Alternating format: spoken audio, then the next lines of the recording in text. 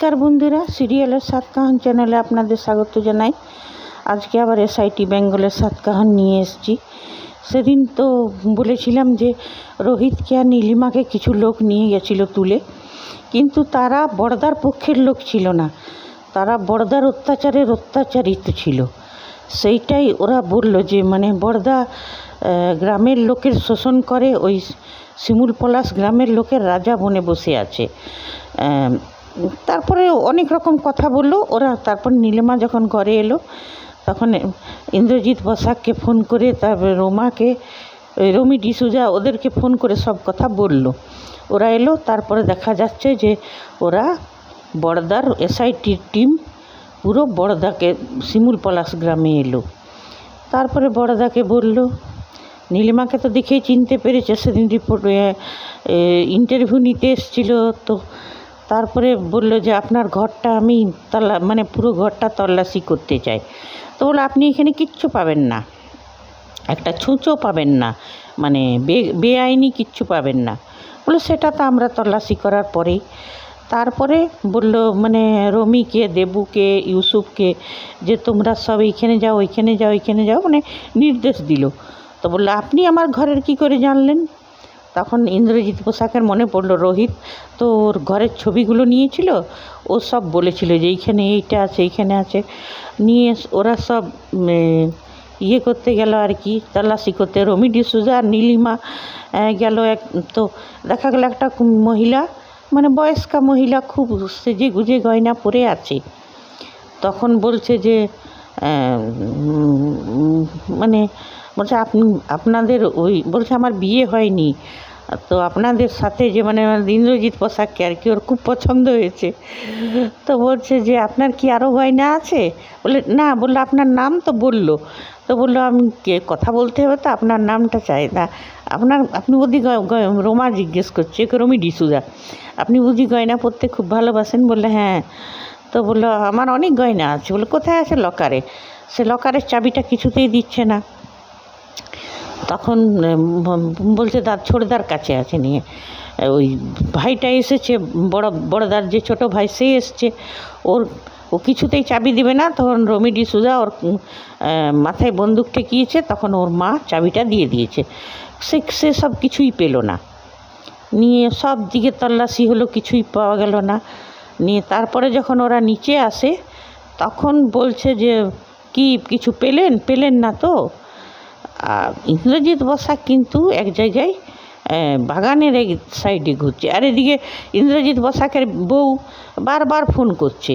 আরে এইগুলো কিন্তু একটা দেখাতে হবে, যারা পুলিশের বউ থাকে বা ডাক্তারের বউ, তারা কিন্তু এমনি পাগলের মতন ফোন করে না। জানে স্বামী একটা আর যখন জানতো যে কোনো একটা বড় অপারেশনে গেছে স্বামী, চাহে ডাক্তারের বউরাও যখন জানে যে স্বামী ওটিতে আছে, তারা ফোন করে না। এইখানে এই জিনিসটা একদম ফালতু দেখিয়ে দিয়েছে, যেখানে মধুমিতা বসাকের স্ত্রী বারবার ফোন করছে, জানে স্বামী কোন সিচুয়েশনে থাকবে, কোন সুইচ অফ থাকে। আমাদের মহিলাদের এইটু বোঝা উচিত, যখন ছেলেরাই বাইরে যায়, হয়তো বাইক চালায়, কেউ গাড়ি চালায়, সেই সময় বারবার কেউ ফোন করে না। সে যাই হোক, দেবু ফোনটা ধরলো। তারপরে ইন্দ্রজিৎ বসাক বলে হ্যাঁ আমরা ঠিক আছে করে কেটে দিল। বাগানের দিকে যখন যাচ্ছে তখন একটা পাগলের মতো ছেলে এসে বলছে, স্যার তা করতেই বড়দা ওর পেছনে পেছনে এসছে। ইন্দ্রজিৎ বসাক বুঝতে পারেনি বন্দুক বাড়ি করেছে, তো ছেলেটা ভয় খেয়ে গেছে। নিয়ে বলছে এটা আমার ভাইপো, এটা মাথায় একটু গন্ডগোল আছে, ওকে এই নিয়ে যা করে ওকে নিয়ে গেল।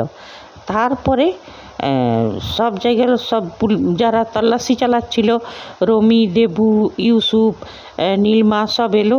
নিয়ে বললো স্যার কিছুই পাওয়া গেল না। তো বলল হ্যাঁ, তো শর্ত দিয়েছিল বড়দা যে আপনি এখান থেকে খালি হাতে যাবেন, খালি হাতে এসছেন, খালি হাতে যাবেন, কিন্তু যাবার আগে আপনাকে হাত জোড় করে সবার সামনে আমার মাপ চাইতে হবে, আমার কাছে ক্ষমা চাইতে হবে। আর নীলিমাকে বলল সেদিন তো খুব ফটো তুলেছিলেন, আজকে ওই ফটোটা তুলবেন। নিয়ে সবাই যখন এসে বললো ইন্দ্রজিৎ বসাককে স্যার কিছুই পাওয়া গেল না, তখন কিছুই পাওয়া গেল না। তখন বলছে এবারে আপনি ক্ষমা চান। নীলিমাকে বললো যে আপনি ফটো তুলুন। নীলিমা কী আর করবে, তখন ক্যামেরাটা বার করেছে। তখন দেবু বলছে স্যার আপনার বদলে আমি ক্ষমা চেয়ে নিচ্ছি। তখন বললো না, ওনাকে ক্ষমা চাইলে হবে না, এই ডিসিপিকেই ক্ষমা চাইতে হবে। নিয়ে পরে সবাই ওইদিকে বড়দার জিন্দাবাদ, বড়দা জিন্দাবাদ করছে। নিয়ে এইবারে ডিসিপি হাত জোড় করে ক্ষমা চাইতে যাবে, আর তখনই সেই পাগল ছেলেটা এসে গেছে, বলছে স্যার ক্ষমা চাইবার দরকার নেই, আমি জানি কোথায় আছে কুবেরের মানে ধন কোথায় আছে, কুবেরের ধন কোথায় আছে। বললো কোথায় আছে? তখন ওই রাধাকৃষ্ণর মূর্তির পেছনের দেওয়ালটা বলছে ওইখানে আছে, নিয়ে আপনি দেখুন, আপনারা তল্লাশি করুন, ওইখানে পাবেন। নিয়ে তখন ওরা গেল, দেবু আর ডিসুজা, এই দেবু আর বসাক গেলেন দুজনা। যেয়ে নি পর দেওয়ালটা ঠুকছে, তো বুঝতে পারলো যে এটা একটা দরজা। নিয়ে ইউসুফকে বললো, ইউসুফ ভেঙে দিল দরজাটা। তো দেখছে ভেতরে ওই খাজানা তো অনেক আছে, সোনা রূপো টাকা পয়সা হিরে জহরাত সবই আছে, মানে কুবেরের ধনী আর কি। কিন্তু ওইখানে সেই যে সাহেব হ্যাকার ছেলেটা, ওকেও বেঁধে রেখেছে। আসলে হ্যাকার ছেলেটা ভালোবাসতো ওই হ্যাকার মেয়েটাকে। তখন ওই রমন বলে না রতন বলে যে লোকটা ছিল, ওই মেয়েটার কুনজর ছিল, সেই জন্যে ওই মেয়েটাকে নিজের কবলে নেবার জন্যে আরেকে এই ঘরটাতেই কয়েদ করে দিয়েছিল। তা ওরা যে ছাড়ালো, তারপর সব বাবারই বড় বড় পেটিতে করে ওর কুবেরের খাজানা বার করলো। তখন আর কি বলছে, আপনি এখান থেকে এসেছেন ঠিকই, কিচ্ছুই করতে পারবেন না, আমার গ্রামে অনেক লোক, আমাকে নিয়ে যেতে পারবে না। নিয়ে বলছে, সবাই যখন বলছে রতন, কেউ কিছু বলছেই না। বলছে তাই নাকি? ইন্দ্রজিৎ বসাক বললো তাই নাকি? তাইলে গ্রামের লোককে ডাকুন, আপনার নিজের লোকরাই আপনার সাথ দিচ্ছে না, তো গ্রামের লোক। তারপরে যখন ও নিজের উপর মহলে ফোন করতে যাচ্ছে বড়দা, তখন আর কেউ ফোন ধরছে না। বড়দা আর কী করবে, পকেটে ভরে নিল ফোন। তা ফোনটা তো নিয়ে নিল পুলিশ। তারপর ওই ছেলেটা, যে পাগল ছেলেটা, ও কিন্তু ইন্দ্রজিৎ বসাককে স্যালুট করলো, আর ইন্দ্রজিৎ বসাকও ওকে স্যালুট করলো। তারপরে দেখা গেল বড়দাকে ধরে সব নিয়ে গেল। আর এর গ্রামের লোকরাও, ইন্দ্রজিৎ বসাক, এই গ্রামের লোকরাও শিমুল পলাশের রাজা বলতো না নিজেকে, ওই বড়দা হাই বড়দা মুর্দাবাদ করে চলে এলো। তারপর বড়দাকে পুলিশে নিয়ে গেল। তারপর ইন্দ্রজিৎ বসাক আর ওর টিমও আসতে লাগলো। নিয়ে সেই যে লোক প্রথমে ভদ্রলোক দেখিয়েছিলেন পুলিশের চাকরি করতেন, ওনার টাকা লোপাট হয়ে গেছিলো। ইন্দ্রজিৎ বসাক ওনাকে ফোন করলো যে আপনার সব টাকা উদ্ধার করা গেছে, আপনার টাকা আপনি পেয়ে যাবেন। ও বেচারা একটা বিষ কিনেছিল, যে ঘরে গিয়ে খাবো আর মরে দিব। তখন ও যখন শুনলো টাকা পাওয়া গেছে, বিষের শিশিটা ছুঁড়ে দিল।